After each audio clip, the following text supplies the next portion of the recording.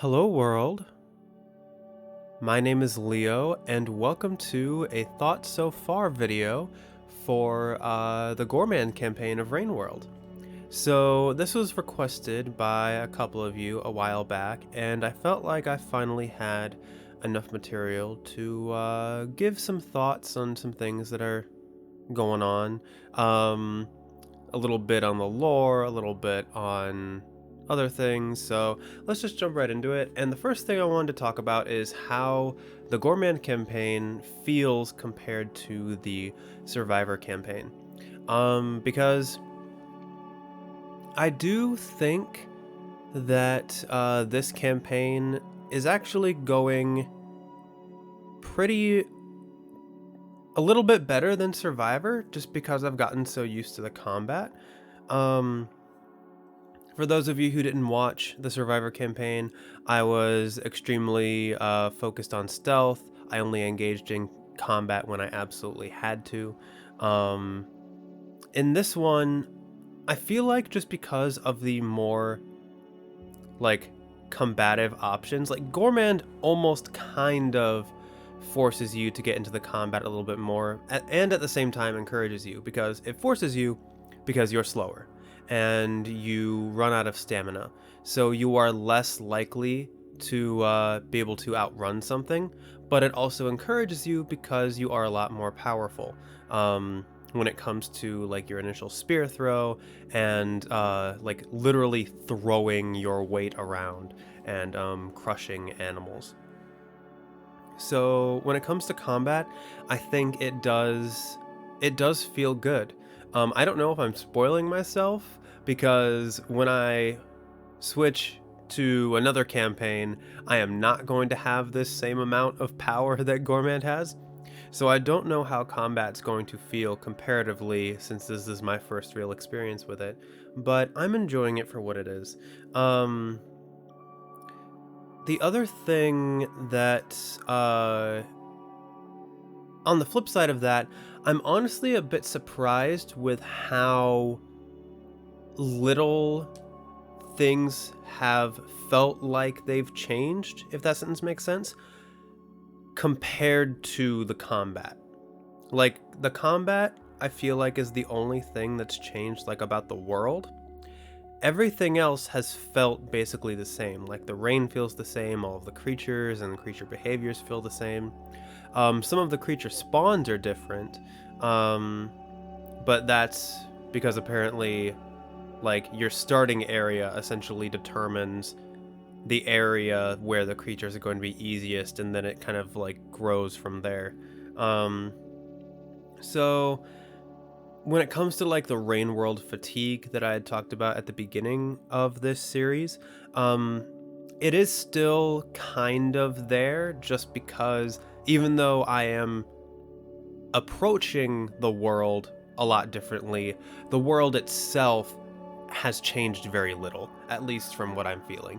So, I don't know, I just find that very interesting. I do understand why people recommended this one in particular in that case, because it does seem like the most natural evolution to be able to slowly get used to um, stuff that might be introduced in the later campaigns.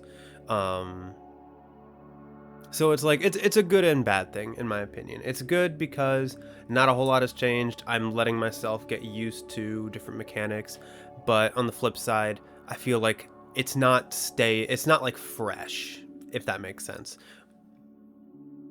Which is not necessarily like too bad, but yeah, like I've going throughout the world, I did feel like I was seeing a lot of very familiar things. Um so yeah, that's kind of my thoughts on all of that. Overall, I am still having fun.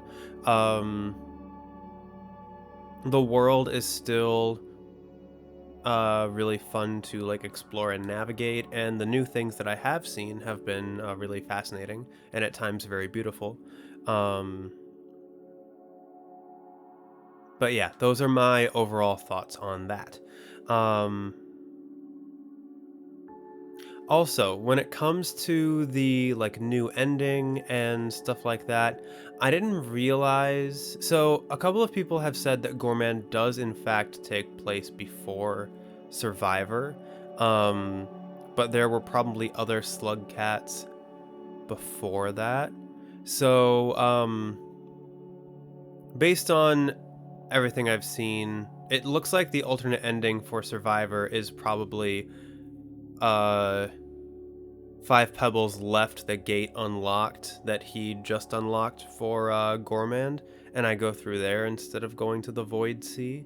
Um, I don't know if I'll actually do that. I think I might just watch the alternate ending on YouTube. I don't know if I necessarily want to go back to Survivor to experience that. I'll give it some more thought once I get closer to that point. Um, the only other thing I want to comment on when it comes to the story itself, or the like campaign itself, is the fact that I can use mushrooms to produce life in my stomach, and that is incredibly interesting. It turns out it's not only just mushrooms, because it's weird. Jellyfish, I guess jellyfish aren't considered like normal creatures in this game because I've eaten them and they haven't violated Saint. Like they haven't ruined my like progress towards the Saint passage. Uh so it must not count as like me killing a creature. So I don't know if me producing a jellyfish from combining items means I'm creating life exactly or not, but the fact that I have used mushrooms to like create a bat fly and create a squid and stuff like that, I find that really fascinating. It makes me wonder whether or not mushrooms have some kind of connection to like the Void Sea, or if I am like, or maybe Gourmand maybe consume, like has part of the Void Sea in him to be able to produce all of those items, and then maybe the mushrooms interact with that in some weird way. I don't know, but yeah, it was just something very fascinating that I wanted to mention. So next we will get to the pearls that I found in the last episode: the gold, the pink, and the purple. Now, there were some questions that were brought up in a previous episode in the comments regarding like a lore video and stuff like that, and I had written a few things down from that, but I feel like the pearls also kind of covered the things that I was going to talk about, so I will just combine all of those into one and like address them as I go through. So first, the gold pearl. It was, just to like quickly summarize what it said, it was an illegal pearl that talked about how to overwrite the self-destruction taboo in the iterators. A couple of people had commented, and I had actually, through the power of editing and rewatching the scene, I realized myself before the episode came out that Looks to the Moon was specifically referring to the iterators having those taboos. It talked about creating an organism that can procreate and rewrite the genome, and having that it was time consuming unless you ran several parallel processes to try to find the correct genome, that you were not only like isolate the genome to be rewritten, but then make sure that genome was rewritten correctly. And the more parallel processes you have, the more difficult it would be to control and manage, and therefore more likely would things be going wrong. And I theorized that it was talking about the rot there. And I still think that. I think that that makes sense for how the rot looks like it is originating in 5 pebbles. Because I don't know if my thing about the neurons is correct, whether The because it said like creating this organism, the particular process the Pearl was describing was using a plastic neural organism or something like that and manipulating it through temperature fluctuations. Which I guess actually, the fact that the rot was originating in a place where the gravity was turning on and off, maybe that would make sense. Maybe gravity wasn't the only thing that was being manipulated there. Maybe also heat. Because if the ship was on, then obviously it would get hotter. But then if it turned off, because they're so high, it'd be really cold. I imagine, at least. So, I don't know. Maybe that is part of that process. But I still think that the rot is what Five Pebbles is either using or used to try to iterate on their own genome. Because like Looks to the Moon said, Five Pebbles is frustrated. Five Pebbles is frustrated that not only can he not figure out the solution to the great problem, but he also cannot leave the cycle. He can help other organisms leave the cycle, but he himself cannot. And so I wonder if, like, Looks to the Moon said it was a good thing that the Pearl never reached its destination. Based on where I found it, I wonder if it actually did reach its destination, like, it got to Five Pebbles, and then in order to hide it, Five Pebbles, like, threw it away from the tower. Either that, or Five Pebbles figured out the process himself, and then he created that pearl, and then threw it, or like tried to have someone deliver it and failed, in order to spread the message around of a way to possibly leave the cycle to other iterators. Either way, it does seem like he would be the only one affected by it. He seems to know the process, at least to start it. And the like Five Pebbles does seem like exactly the type who would run several different parallel processes and try to use that power to run several different parallel processes. I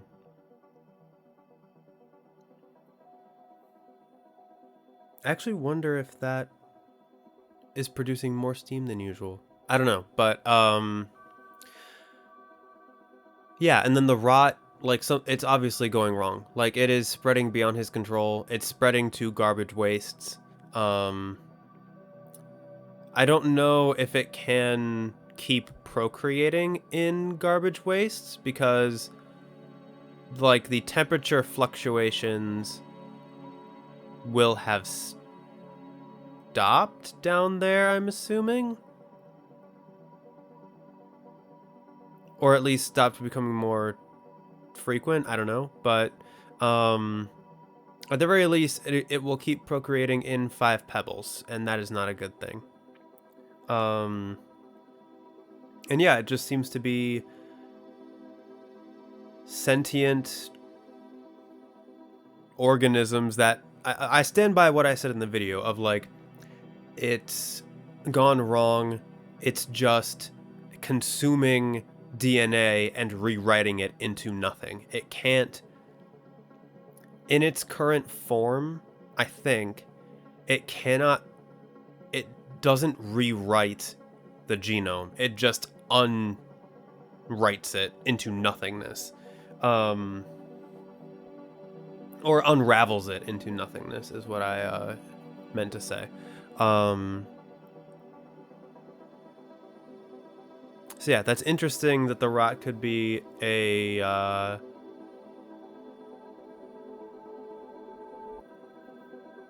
don't know, like a byproduct, because I originally thought it was like a byproduct of like trying to iterate on the great problem, like some kind of waste of discarded neurons or something.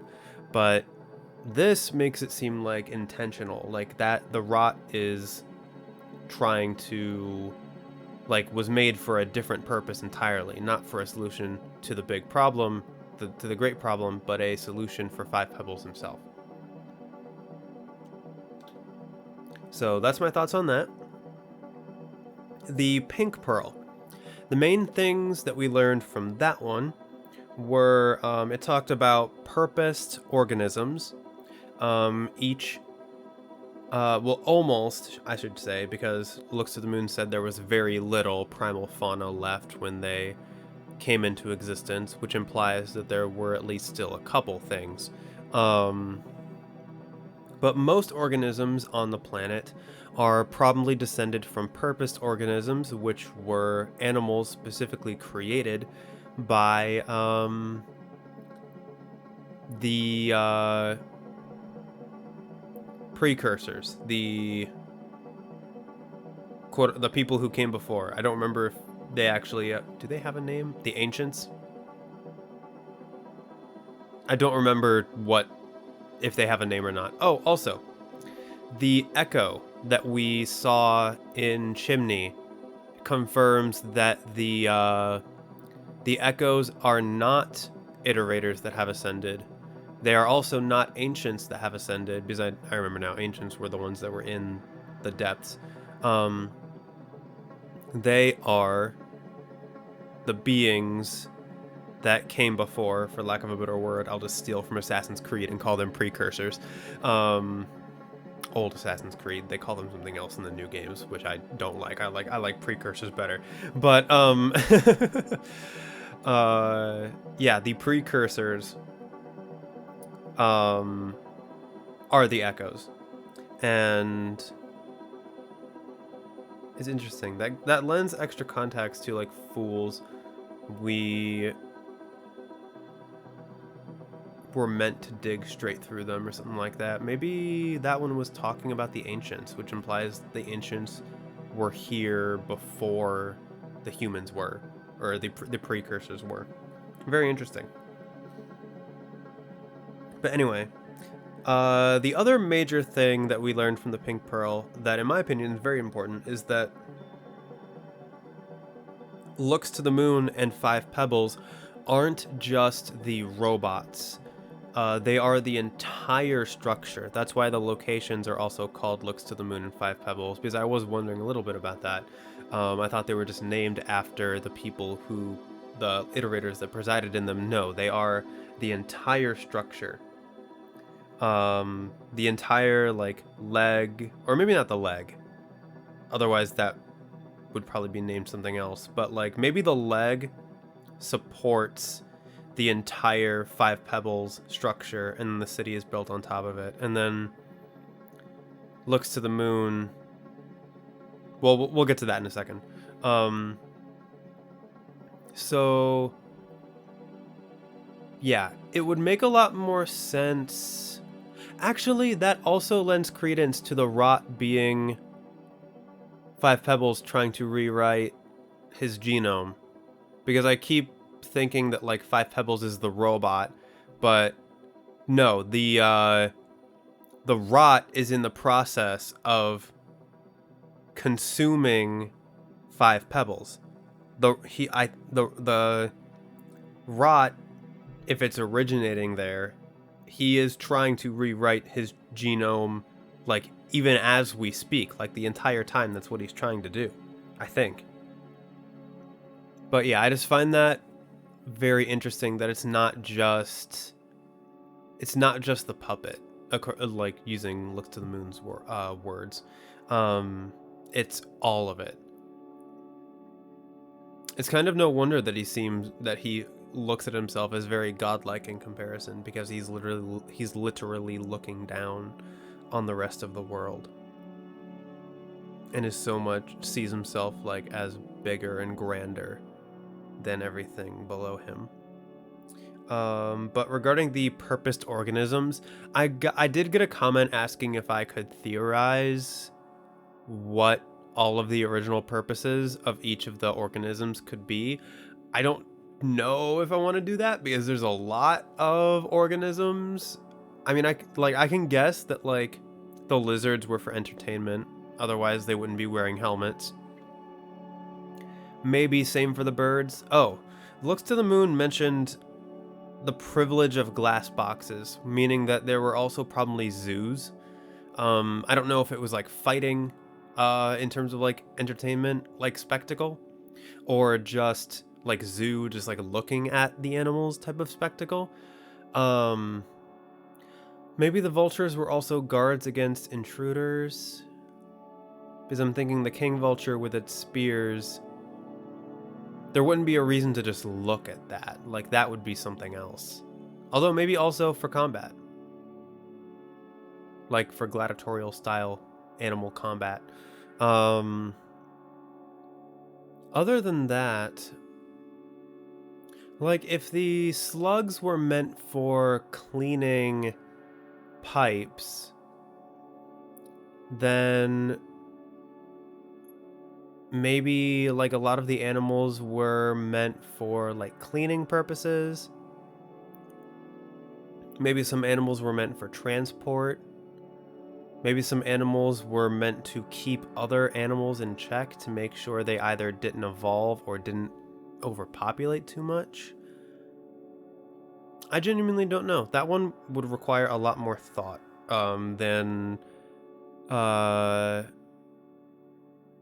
what I have in terms of ideas for that right now. Maybe I'll come back to that. Maybe I won't. We'll see. But yeah, it's a very fascinating concept nevertheless. And then the purple pearl. This one was actually also very important in my opinion because it confirmed a couple of things. First off, I did catch on that the steam from 5 pebbles is probably what causes the rain. This basically confirmed that, with Looks to the Moon saying that they emit as much water vapor as water that they take in, and because of that there's water everywhere. So that's what's causing the rain. So I guess it's nothing going wrong with 5 pebbles, that's just the natural process. But I was right about it being a function of 5 pebbles causing the rain. It also let me know that Looks to the Moon and 5 pebbles are not part of the same structure. So that was something else that I was wrong about. I thought they were part of the same structure. They aren't. And so I wonder if like they're like opposites, where 5 pebbles was like the was built upward, and then Looks to the Moon was built downward, based on what I know about a certain location that's somewhere in Looks to the Moon / shoreline. Or maybe based on the structure. Oh, maybe it's horizontal. Because like shoreline, because shoreline is like a, I'm going through it horizontally, like left to right, and all of the square rooms that are supposed to be the like memory confluxes are left to right. So maybe maybe it fell over? That would also explain all of the like random electrical like arrays that are in shoreline. I don't know that for sure. I could see it both ways. I could see it being built that way intentionally, but based on the fact that things went wrong in Looks to the Moon, it also wouldn't surprise me, and just based on the structure and how everything looks, it wouldn't surprise me if it also turned out that Looks to the Moon fell over into the ocean. I don't know. I would have to see how the place that's under shoreline, I would have to see how that is laid out before coming definitively to a conclusion or not, because that'll probably give me some clues as to whether or not it was intentionally built that way or if it was once vertical and then fell over. So yeah, water is extremely important for their processes. Looks to the Moon and Five Pebbles were built incredibly close to each other. Looks to the Moon said it was not a good decision in hindsight, which could mean a few things. I was told that I did see a comment saying that I wasn't correct that Looks to the Moon and Five Pebbles were producing more rain by being there. So my only conclusion, if I want to follow the theory of Looks to the Moon fell over and pull on that thread, maybe Looks to the Moon somehow caused it to fall over. Like maybe one of Looks to the Moon's, one of Five Pebbles' processes like caused the ground to become unstable. Also, the fact that Five Pebbles uses groundwater does explain things like drainage and stuff like that, because they would have to make sure the groundwater's clean, like drainage and the part of subterranean that like connects to, I'm assuming, drainage or a shoreline. Ooh, wait a minute, subterranean connects to shoreline. So maybe it was intentionally built that way. I don't know. I could see it being either way. Like I said, I'm not completely sold on it yet. But I am, if it's not the rain, then I am a bit confused as to why it would not have been a good decision. Maybe they just don't like each other. Maybe it made them wish for... Maybe it's like a Nier Automata, like 2B 9S situation where they were paired together and like fell in love with each other, but at the same time they weren't allowed to feel that, so they couldn't be together.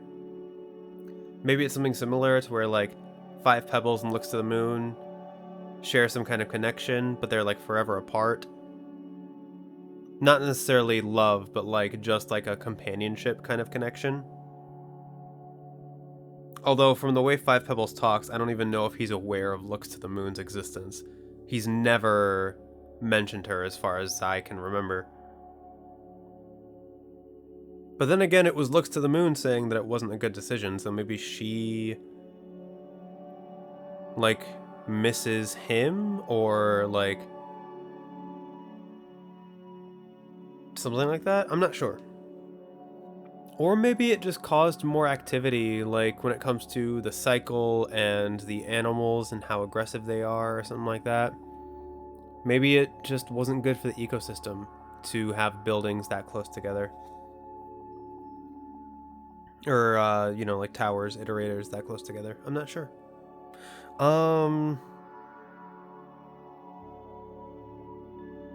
I also wonder if Five Pebbles, if they're using groundwater specifically for Five Pebbles, I wonder if Five Pebbles has some kind of connection to the Void Sea that the other iterators don't have. But then again, looks to, the shoreline also connects to subterranean, so that theory also might not work. But yeah, either way, it's truly fascinating stuff. I did see a comment saying that I should look for more pearls. I don't know how many more I'm going to find. I also don't know if Gourmand is even the right slug cat to try to do that with. Go out and find pearls. Maybe I'll do it. We'll see. I don't know. We'll figure it out as we go. Because right now my focus is the food list because I want to get that done. So maybe if it's on the way, I'll do it. Because I know where the one in drainage is. I know where the one in garbage wastes is I can visualize the one in Farm Arrays, but I don't remember where that room is exactly, but I can visualize it. Like I have the picture of the screen in my head. And then apparently there's one in Outskirts. Don't know where that one is. Also Industrials, I don't think I know where that one is either. If I have seen that one, I don't remember it. So yeah, we'll just see what happens, what I feel like doing as I go. And yeah, I think that's going to be it for this Thought So Far video. So thank you everybody so much for checking it out. I really do appreciate it. If you want to be notified of when I upload a new part of the file to the archives, go ahead and hit the subscribe button and ring that bell, as well as leave a like or comment if you so desire. Quick deviation, please do feel free to leave your thoughts on anything I've said in the comments below. Please remember to keep things like spoiler free. But I am very interested to hear your guys' opinions on everything I've said. Thanks again, and I will see you all next time.